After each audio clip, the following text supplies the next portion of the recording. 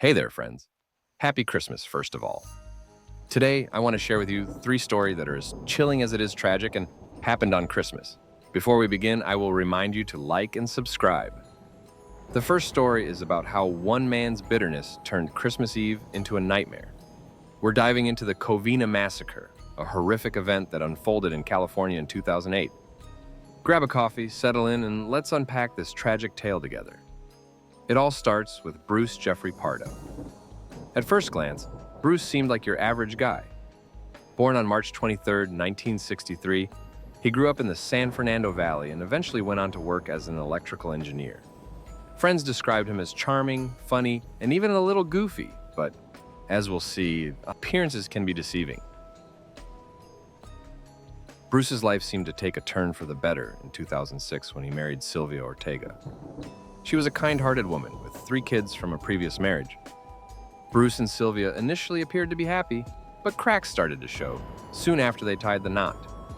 Turns out, Bruce wasn't quite the family man he'd painted himself to be. For starters, Bruce wasn't interested in supporting Sylvia's children financially, even though he had a good-paying job. He was also secretive about his finances. And here's a kicker. Sylvia later discovered that Bruce had a son from a previous relationship, a son he never talked about. Tragically, this boy had suffered permanent brain damage after falling into a pool while under Bruce's watch. That's a lot of baggage to unpack, and Sylvia started to see through Bruce's facade. By 2008, their marriage was crumbling. Sylvia filed for divorce, and Bruce's world began to spiral out of control. The court ordered him to pay Sylvia nearly $1,800 a month in spousal support. On top of that, he was forced to hand over $10,000 in a settlement, including her beloved dog. Bruce's resentment festered, and he started plotting something unthinkable. Fast forward to Christmas Eve 2008. Sylvia's family, the Ortegas, were hosting their annual holiday party at their home in Covina, a quiet suburb of Los Angeles. It was a joyful gathering with around 20 people, family and friends, laughing, eating, and exchanging gifts.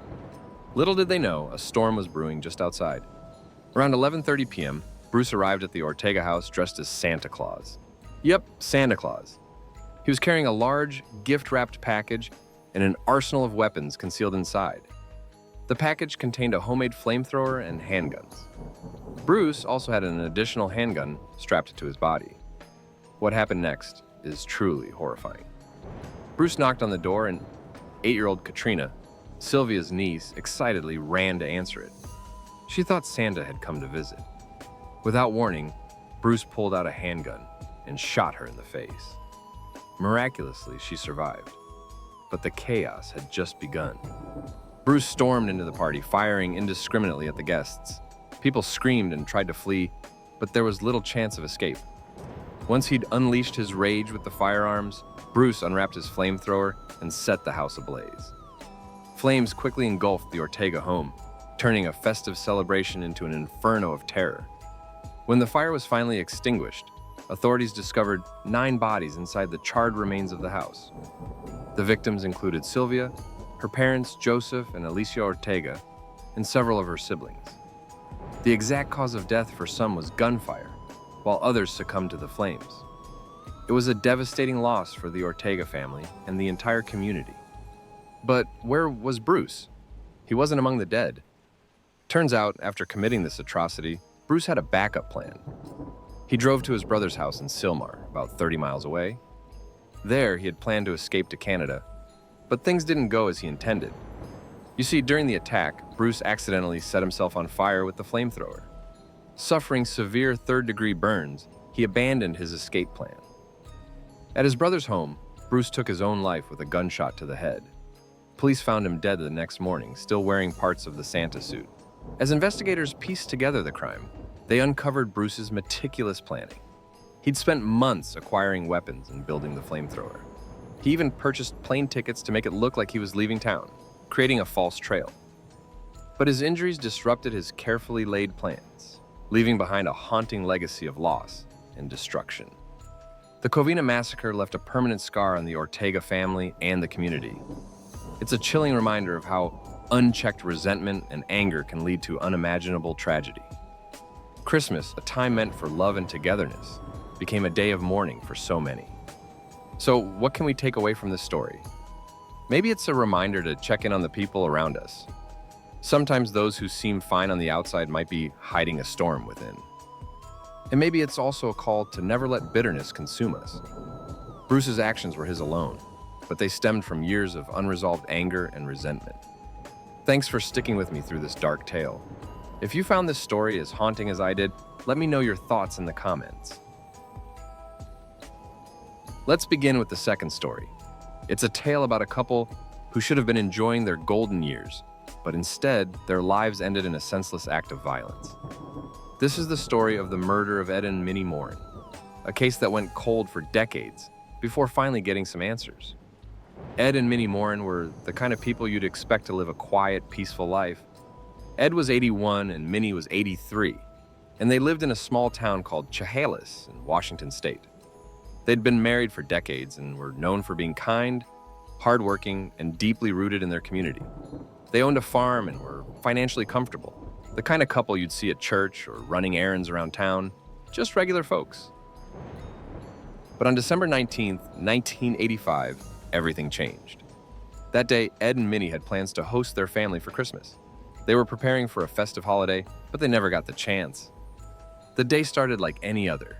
Witnesses saw Ed and Minnie at the local bank where they withdrew $8,500 in cash.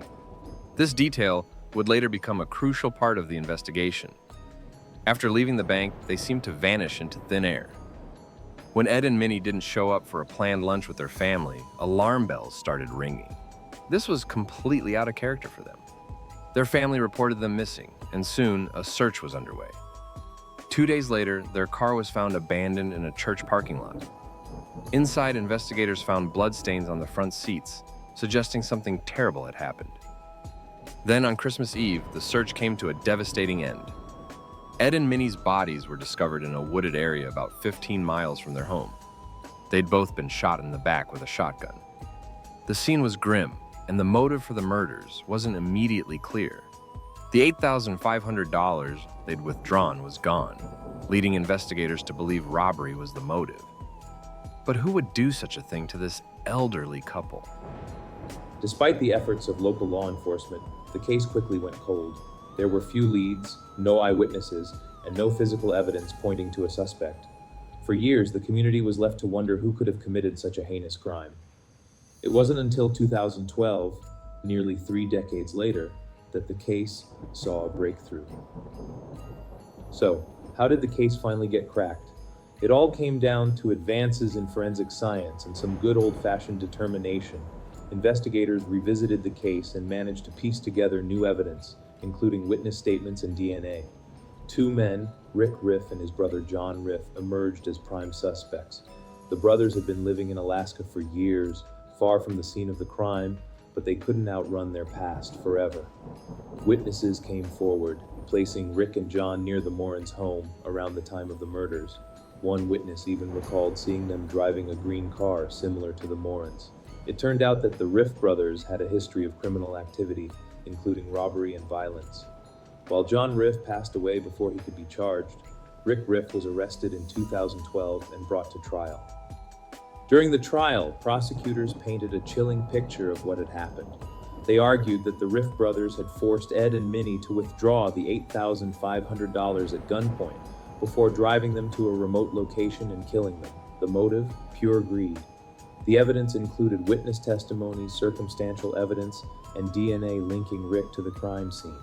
In 2013, Rick Riff was convicted of first-degree murder, kidnapping, and robbery. He was sentenced to 103 years in prison, ensuring he'd never harm anyone else. While the conviction brought some closure, it's impossible to erase the pain and loss felt by the Morins family and the Chehalis community. Ed and Minnie were innocent, loving people who deserved to spend their final years in peace, not terror. Their story is a stark reminder of how fragile life can be, and how even the most ordinary days can take a dark turn. So what can we take away from this? For one, it's a testament to the importance of never giving up on justice. Even after decades, investigators didn't stop searching for answers, and their persistence paid off. It's also a reminder to cherish the people in our lives and the time we have with them, because you never know what tomorrow might bring. Thanks for sticking with me through this heartbreaking story. If you found this case as gripping as I did, let me know your thoughts in the comments. And as always, if you're into true crime and want to hear more stories like this, hit that subscribe button. Stay safe out there, friends, and I'll see you in the next one.